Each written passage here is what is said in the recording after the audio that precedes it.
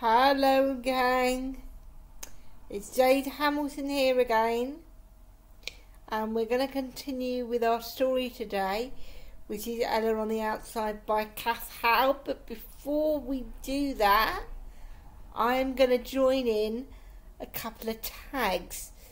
The first one is Toddler Tuesday, which this week is hosted by Mandy over at Mandy's Cuddlebug Nursery. And the theme this time around is Disney. So I brought my little Sunny Sunshine on today because anybody who's met Sonny will know that his two favourite things in the whole wide world are Thomas the Tank Engine and Mickey Mouse. So we decided that he was going to wear one of his little Mickey outfits today. This little blue and white, he's got a blue and white romper on. It's 0 to 3 month size.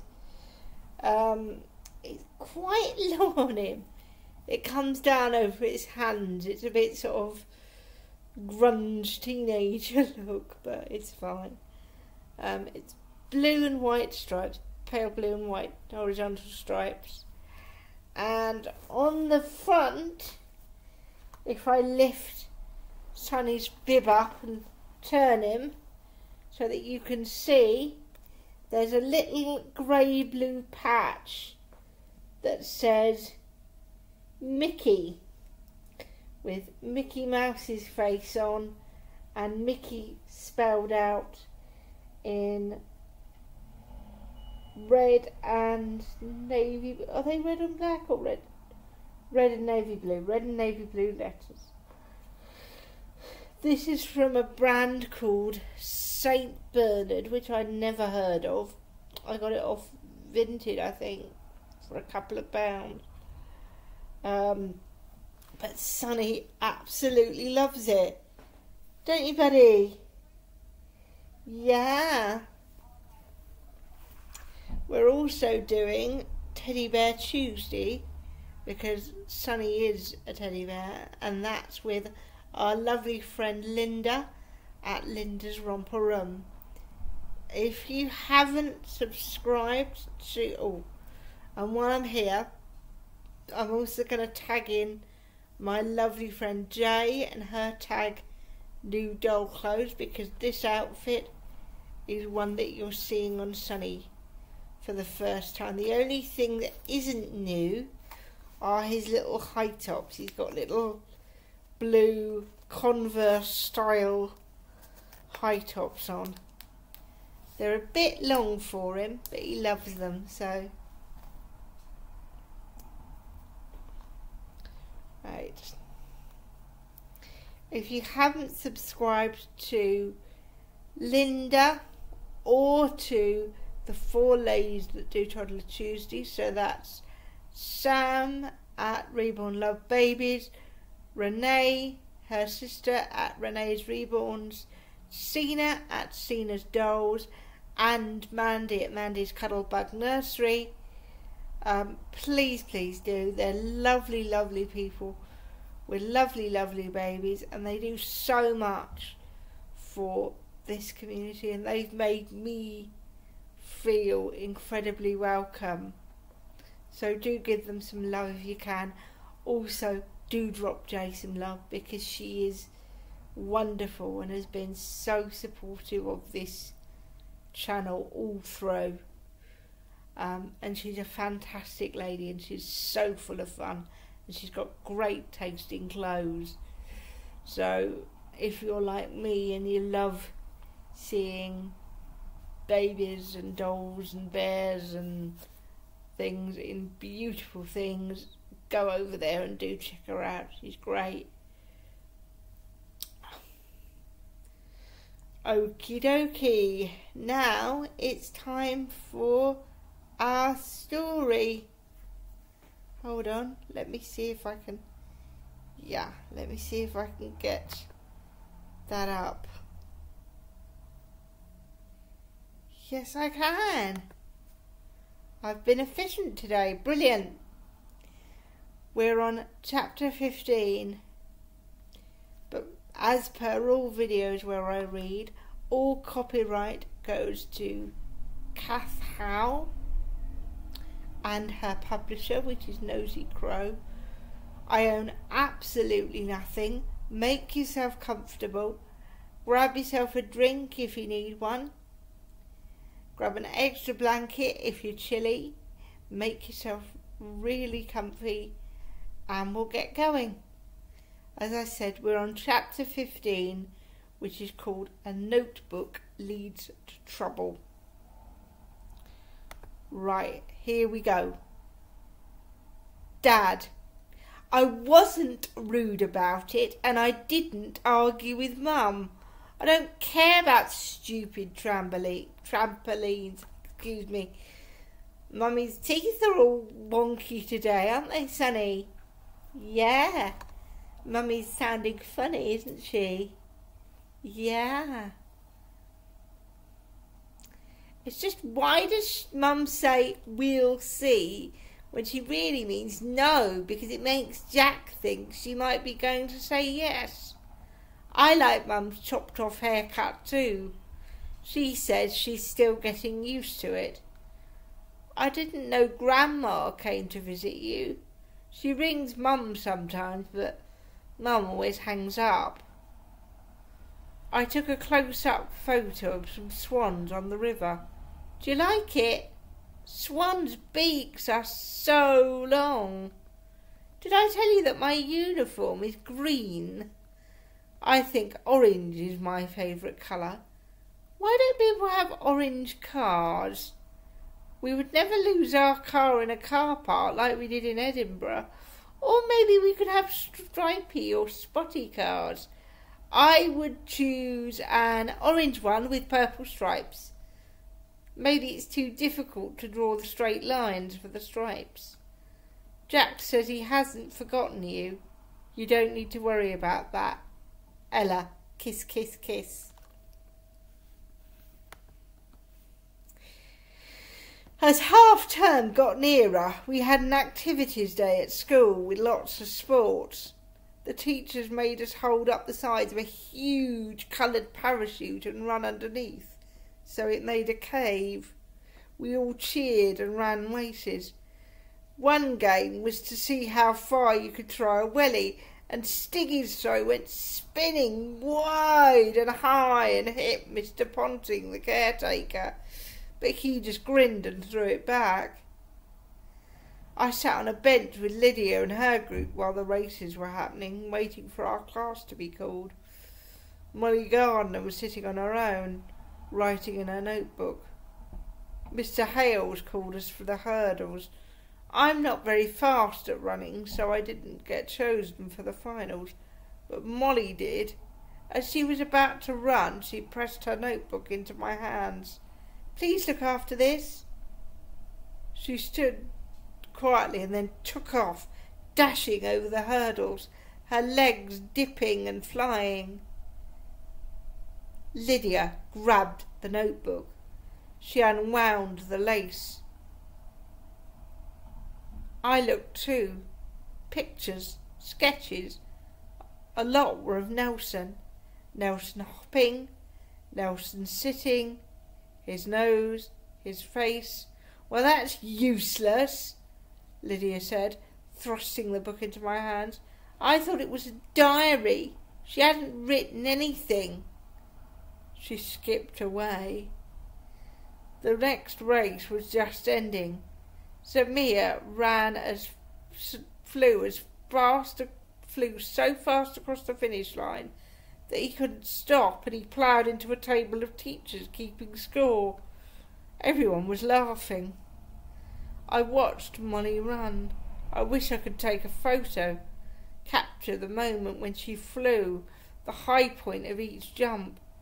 I looked again at the notebook. Her notebook further on towards the back. These sketches weren't like anything I'd ever seen. They were shadowy, like shapes and faces rising out of smoke, crying eyes, hands, strange objects. I lingered over some of the dark, smudgy faces.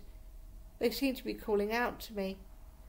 Molly appeared beside me, panting from the race. "I wasn't looking," I said, handing her notebook back. "Your drawings are really good."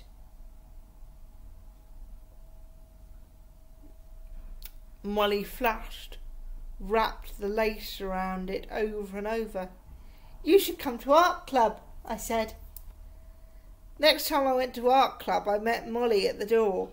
I must have looked surprised, but she did a sort of nod towards me, and we both went inside. She must have already checked with Miss Denby, because Miss Denby looked up from the pile of prints she was sorting and smiled at both of us. "Molly tells me you encouraged her to come, Ella. I'm so glad." "Oh yes," I said, "I did." "Why don't you two both sit together since you know each other?" Mrs. Denby said. Molly collected a pot of charcoal pencils and white paper and began drawing immediately. I was keen to get started too. I flicked through the pictures on my phone and found some I'd taken by the river when Jack and I went to feed the ducks. "Can I have a look?" Miss Denby asked. I showed her. "I really think photography could be your thing," she said. "Would you like to try making some bigger compositions?" Excuse me. She went to her desk and brought out the school digital camera. "You'll have to learn its features. But you seem to have a real eye for this." "Oh wow," I said. "Can I?" "This is how you zoom. Flash is here. Think of a camera as an eye on the world." She gathered things for me to photograph. "How about this tiny stuffed alligator? These opera glasses." The art room filled with other people from the club, but I was far away in a new land, the radio playing, trying out new positions for the objects, experimenting with their shadows. The door slammed. I looked up. Lydia with her art case. There was no space next to me now Molly was sitting beside me. Lydia's mouth froze in a hard pout. "Where am I supposed to sit?" she demanded. "There are lots of places to sit, Lydia. You're late. Why don't you choose one over there?" Miss Denby pointed to the tables at the other side of the room. "I've put Molly next to Ella because they know each other. But you know everyone, don't you?" Lydia's face curled into the scariest snarl. I gulped and put down the camera. Was she cross because I was sitting with Molly? That didn't make sense. She was always wanting me to sit with Molly. She huffed and plonked herself down one table away and began to unpack, glaring at me. I stood there in a panicky kind of blur. "Miss Denby," she moaned, "I'm still waiting for some help and this picture is rubbish."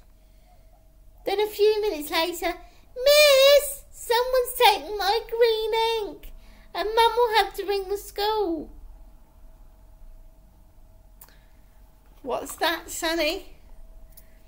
"Oh, yeah, I think you're right. I think Lydia's being a bit whingy and moany because she wants attention."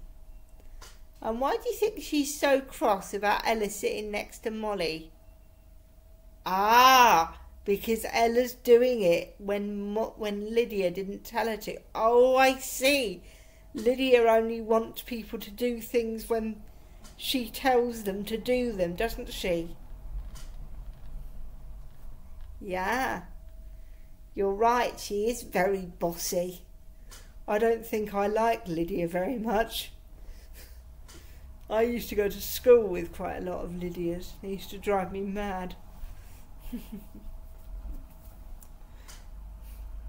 And I was a bit of a Lydia type although I could be a bit bossy, I wasn't vindictive. Lydia is vindictive. What's that, Sonny? What's vindictive? It means that you're mean to people just for the sake of being mean. You're not mean because they've done anything to you. You're mean just because you can be, just because you feel like it.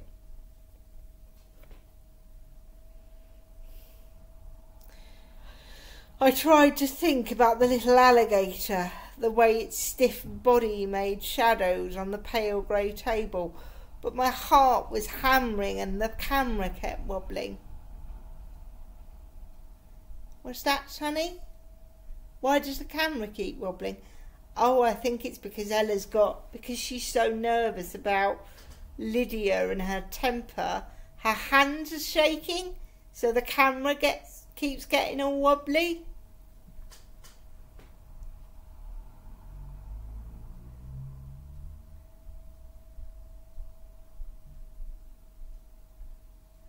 Lydia got up and prowled around. She stopped behind Molly. Ooh, is that your rabbit you're drawing? Molly's head came up slowly. Her eyes looked like a person who's heard a very distant noise. She seemed to think for a moment. Then she looked down at her paper and began to draw again. Lydia stiffened. I asked you a question, she said. She said loud and crisp and clear. What's wrong with you? Molly's head stayed down. Everyone talks at clubs, Lydia snapped. It was like being in a storm and trying to keep from getting soaked or washed away. But I still couldn't understand. Why was Lydia so angry? Why are you wandering about, Lydia? Miss Denby called. I needed more paper. Well, get some then and go back to your seat. Being ignored by Molly seemed to make Lydia more furious than anything else could have. She flounced away and sat down, sighing loudly. I've got too many pens, miss. I can't decide pens, miss. I can't decide what to start with. Everything's ruined. A few minutes later I went to the sink to wash my hands, and Lydia shot over beside me.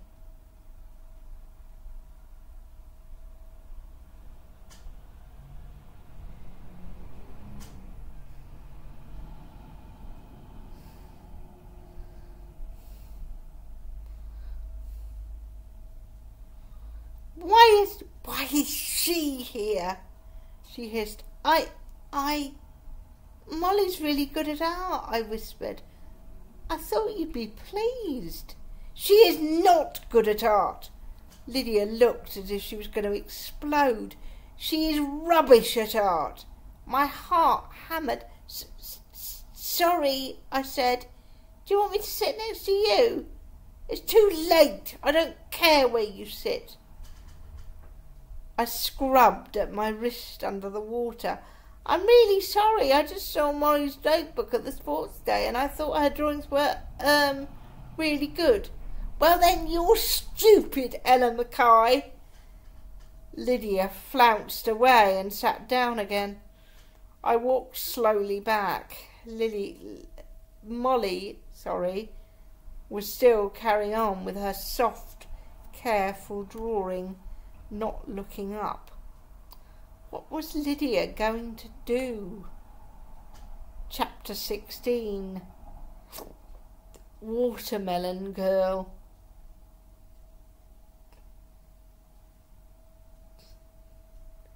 Dear Dad, are you all right?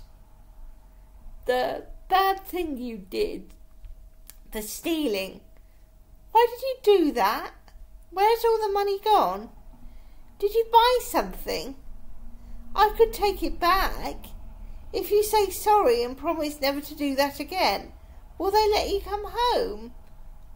When Jack took the mini octopus, you made him say sorry and the shopkeeper put it back on the shelf.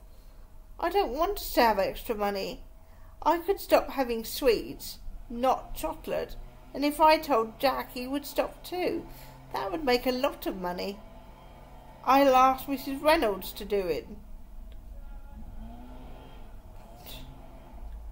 I'll ask Mrs. Reynolds to do it in the sun and pretend it's for school.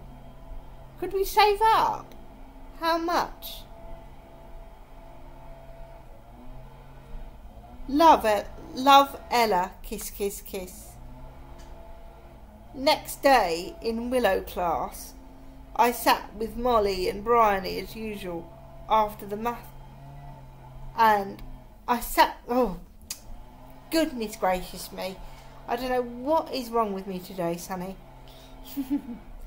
Next day in Willow class, I sat with Molly and Bryony as usual, and after the maths test, when I read out the wrong answer, there was a little ripple of laughs from where Lydia sat. I felt myself go scarlet. They were talking about me. The clenching feeling began in my stomach. Did Lydia's friend know about Dad now? I peeped over. Zing did a little shrug and turned away from me. Sophie whispered something to Rachel. Sophie was definitely the first one Lydia would choose. She'd take her in a corner, maybe invite her for tea. Yes, that's how it would be. Do you want to know something really juicy about Ella? Well, each time I looked over, Lydia's eyes fixed on me, concentrating, unblinking, like a cat on a fence when you try to win the staring match and you never do. I went into the loos and Sophie came out, saw me, made her face blank and walked past. Rachel pushed a tiny slip of paper into my school planner saying, I'm not taking sides, but I'm going to have to hate you. Love, Rachel. On the internet, Jack and I once watched a watermelon being exploded. It was shown so slowly you could see the moment where the side split and the whole shape of the melon was opening and breaking before all the chunks and juice flew up in a hail of pink gunk. That was me. Lydia had exploded me and all the little pieces were trying to be Ella's shape, but there was no shape anymore, just flying bits. Had Lydia told them all? If she hadn't, she could, any time she wanted. My secret would spread right round school until the teachers were looking at me too, thinking I was a bad person when they hardly even knew me. No one would ever invite me to anything. I answered when people spoke to me, ate my lunch.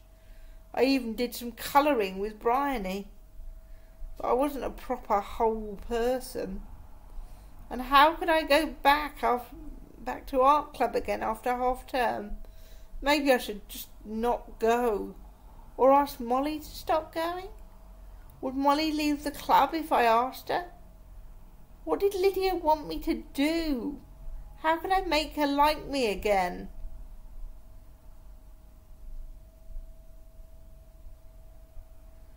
At home, Jack was being a pain. I discovered a mouldy apple under my bed, so I wedged a chair under the door handle of his room. You're trapped, I told him. I will never let you out. You will starve to death and no one will ever find you. He twisted the handle and hammered on the door, but it held firm. He howled so loudly that Mrs. Reynolds came and found us, and made us sit on opposite sides of the kitchen and stare at each other until Mum got home.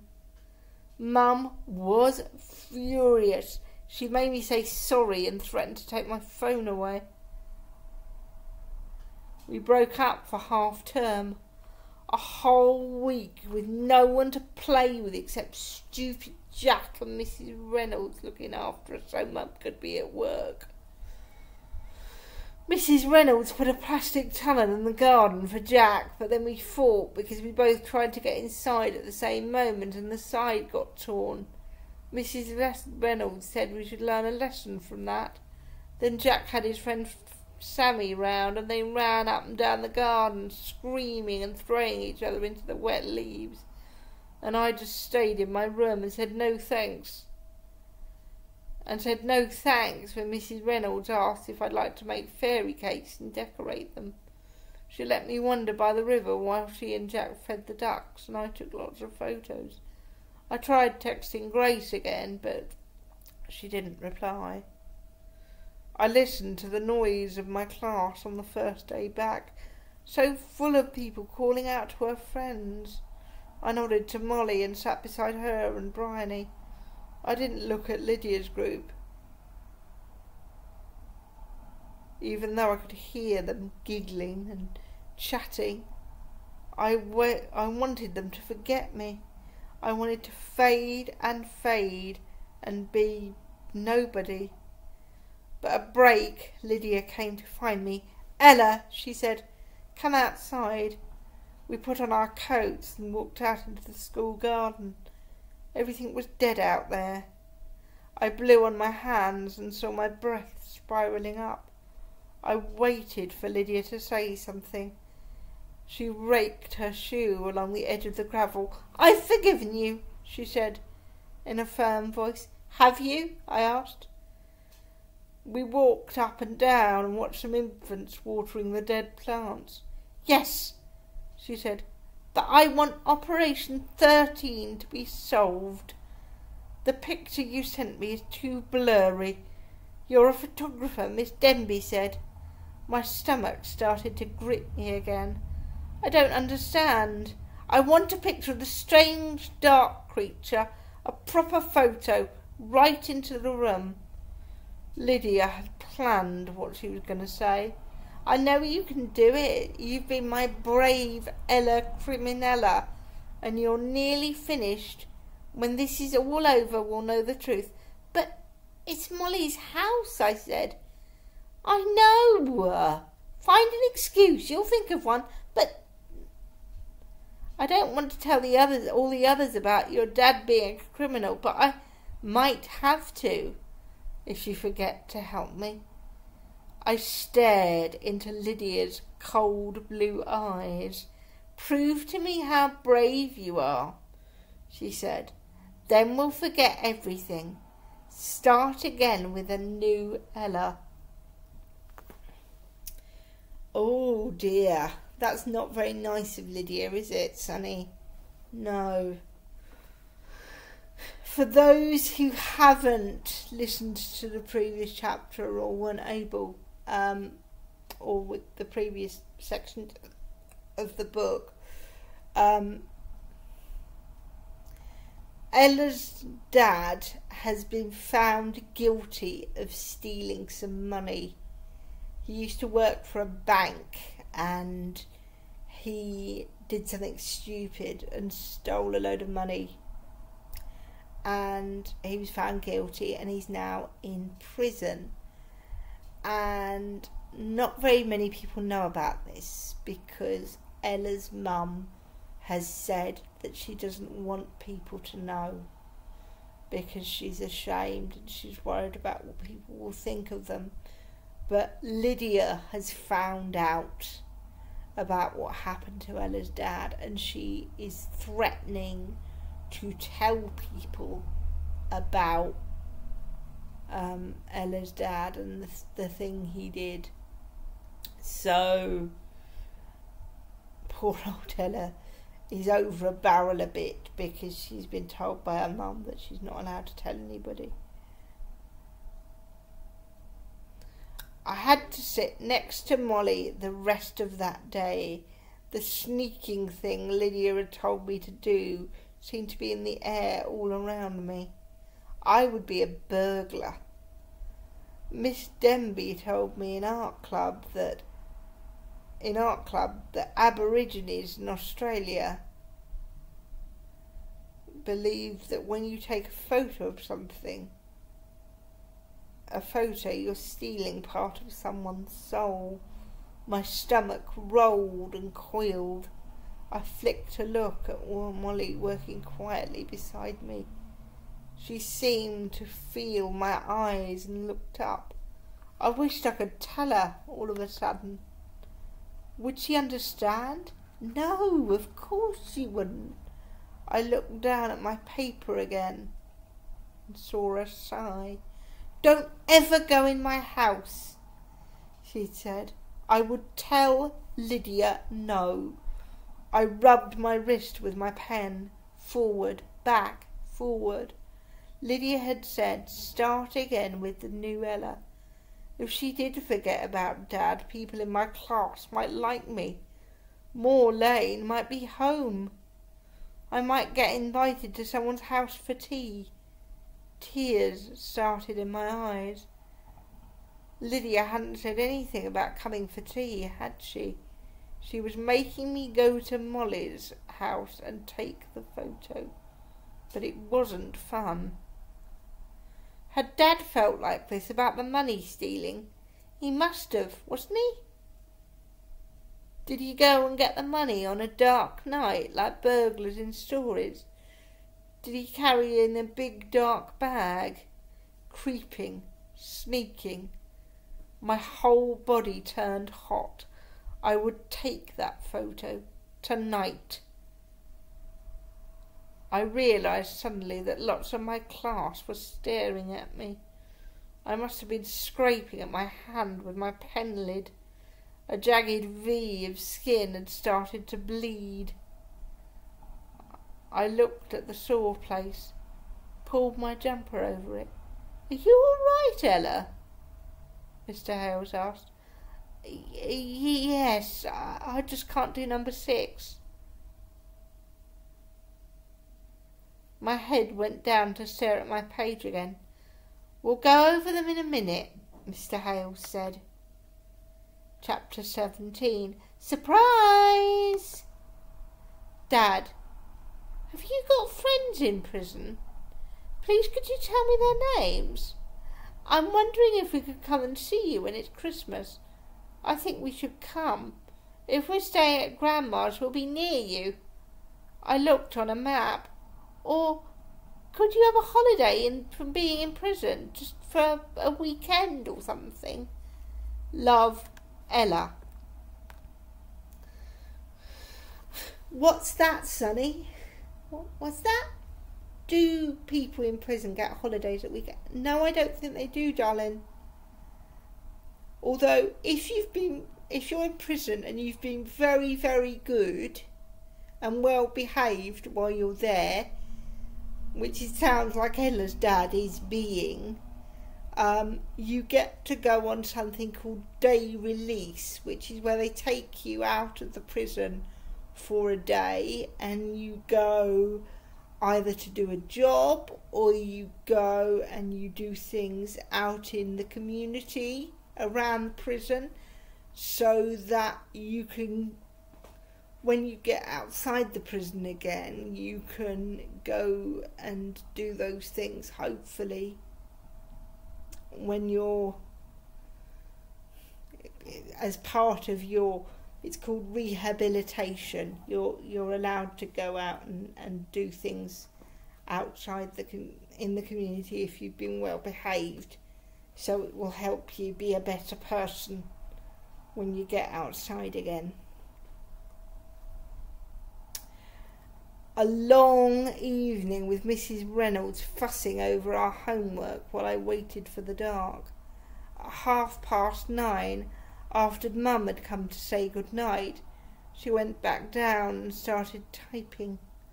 I pulled on all my clothes and put my coat on top, collected what I needed, softly closed the front door and stepped out into the cold night air.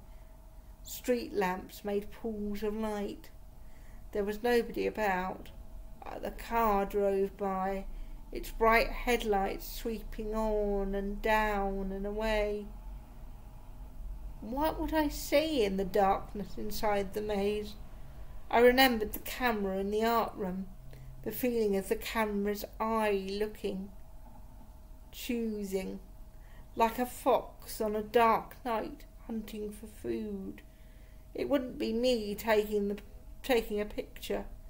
It would be the camera's eye catching the truth. Yes, that felt better. I held my phone in my hand, the bulky weight in my pocket, the green and yellow stripy notebook rubbed against my leg. It was one from our family holiday 2 years before Dad was taken away. He'd been with me when I chose it, tapping impatiently on his phone, trying to get a signal in the little Spanish shop full of hats and souvenirs, saying, "Does it really matter so much which one, Ella?" Then laughing when I said, "Yes, Dad, it really does." Don't think. All ready to start again with a new Ella. If I went in fast, even the creature person wouldn't see me. Lydia was only asking for a click, less than a second, like a blink. I'd pretend I'd forgotten that Molly had told me not to go inside and say, "Oh, whoops, sorry about that. I'm just off anyway." No harm done.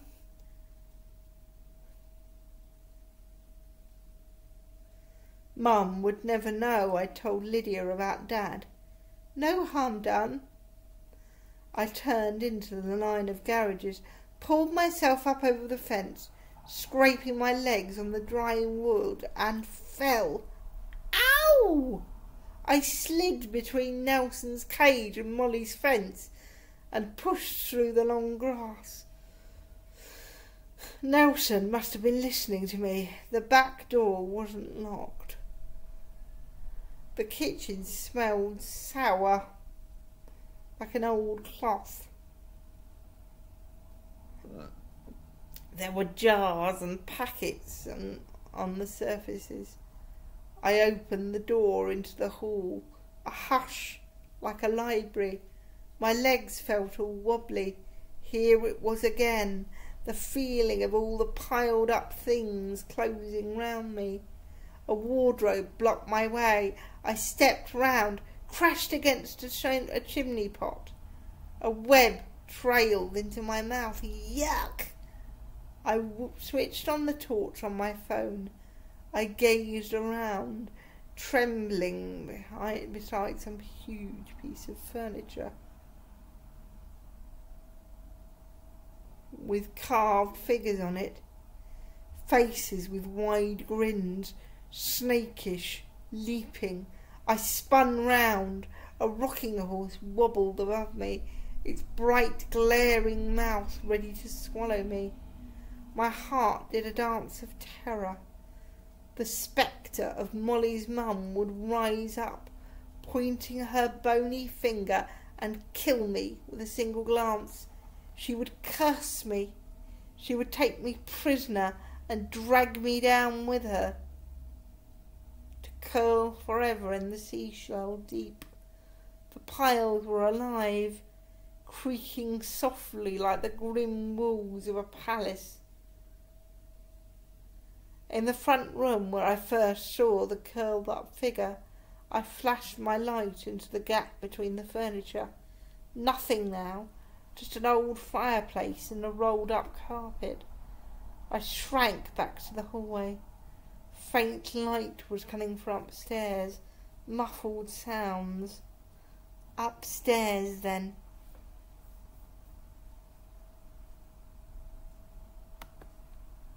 I switched off my torch and changed to the camera. Old faded stair carpet, an obstacle course of things on every step, wobbly looking piles of books, shoes, a bike shadow. 1 step, 2, phone clammy in my hand, soft pant of my breath. As I neared the door of the upstairs room, someone started coughing. Panic swirled inside me. I must take the photo the minute the door was open. Should I shout something? Surprise! They don't want any cause, the woman in the corner had said. I pushed the door. I glimpsed the chair, and beside it a sofa, a figure stretched out. Click, click, click. Sorry, I held my phone up. I pointed. Click, click, click. Lighting up the room. Is that you, Molly? The figure murmured, turning over. Click, click, for luck. I dived behind the chair, scrolled to Lydia's number and sent the photo. Here it is, I texted. I slid back to the door and out onto the landing. My hand wouldn't stop shaking. I dropped the phone, scrambled around to pick it up, looked down. Molly was coming up the stairs, carrying a plate and mug. Her face changed.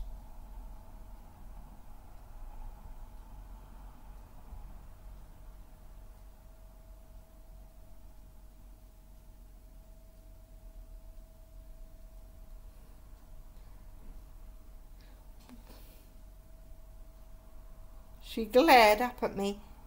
Ella? I wanted to see you, she said. Her eyes narrowed. Why are you in my house? Her eyes fell on the phone between my hands. I cut my fingers round it. The hoarse voice came from inside the room. Molly, love, is that you? I'm coming, Molly called. And then to me, wait in the kitchen.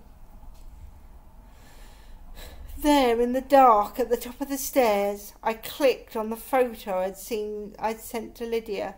My screen showed a figure lying on the sofa, not curled up like last time, hair all standing out like bits of crazy wire.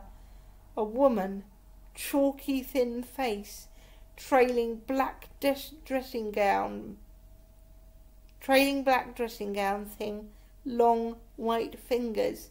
Under her eyes, bags of grey, medicines and bottles and plates all around her. Molly's mum looked sick. Oh dear. Chapter 18. Camera's Truth. Dear Dad, Mum says it's the turn of the year. The leaves are falling. I remember when you and me and Jack raked them all into a massive pile in our garden last year. And then we ended up having a leaf fight and falling in a heap laughing. Do you remember that, Dad? Love, Ella. Kiss, kiss, kiss. What had I done? I'd sent Lydia a photo of a sick, sad woman. Molly must be trying to look after her. Why would anyone want a photo of someone's mum like that? It was wrong. Molly's voice carried from inside the room, urging her mum to eat. I brought you some toast, she was saying. I felt as if a great wave was washing over me. I thought about Lydia, all the things she told me to do. They were always about Molly. But Molly hadn't done anything to Lydia, just ignored her. And I remembered how Lydia had made me feel about my eczema at her sleepover, the way she'd treated all her friends.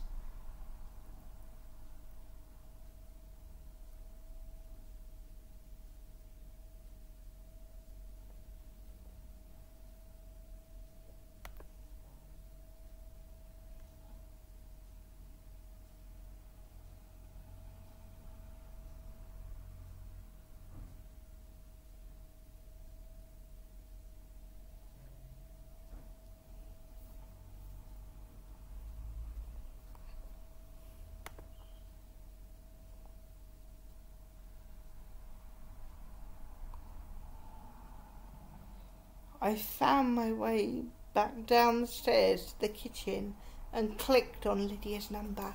"I'm inside Molly's house," I whispered when she answered. She giggled. "Oh, Ella, get out." My voice came out strong. "Lydia, you have to delete the picture I just sent." There was a little pause. "Go home, Ella," she said. My phone went dead.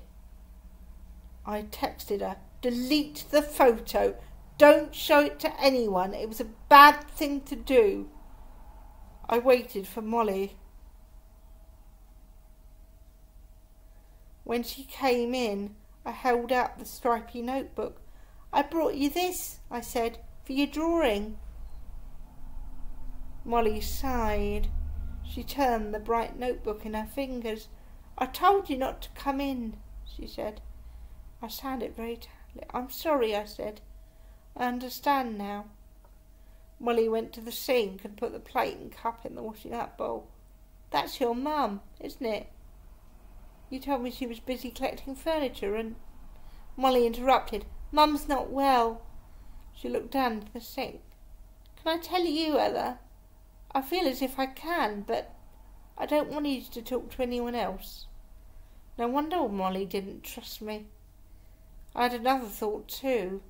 When I told Lydia about Dad, I'd felt ashamed of him, worried that if people found out they wouldn't like me. Did Molly feel ashamed about her mum too? "Tell me," I said. "Dad used to have a shop. We knew lots of people. Mum was always different, shy, not going out much.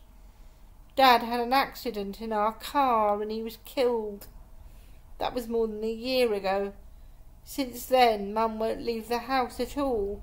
I've tried to persuade her, but she just won't. So all the furniture and pots and things...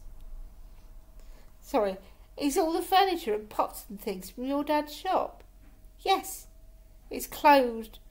Mum said she'd sort through it and sell it, but she never has." "So you buy all the food? Look after her? You do all of it?" We'll be all right. Molly's jaw jutted. She clenched her fists. "Mum will get better again. I bought her some medicines. Does anyone else know?" "They mustn't." Molly's voice turned fierce. "They'd take Mum away, put me in care. I've heard about it. The day you came and had the lemonade, you were the first person for a whole year." I stared at Molly, full of horror. I hadn't come to be that friend that day. I'd come to spy. How lonely she must be, on her own with her mum. How miserable, not having anyone at school, not having a friend to tell all this all this time. I knew how that felt, to not have a friend, to use your dad. But my dad would come back to us. Molly didn't even have that. My head reeled. "On Sunday, please will you come round to my house?" I said. "Get what your mum needs and then come round whenever you want." Molly smiled. "Thank you," she said. "Yes, I will." So poor old Ella has got herself in a right pickle, hasn't she? She's been taking photos for horrible Lydia, and she's realised that all this time Molly has found just getting through the day quite hard going. So let's hopefully think that things get better for both of them. We'll leave it there for today. Thank you so much, everybody, for watching, subscribing, commenting. It really makes my day when you do. And Sonny and I will see you soon for another video and another story. Can you wave, Sonny? Good boy. Bye bye everybody. Cheerio.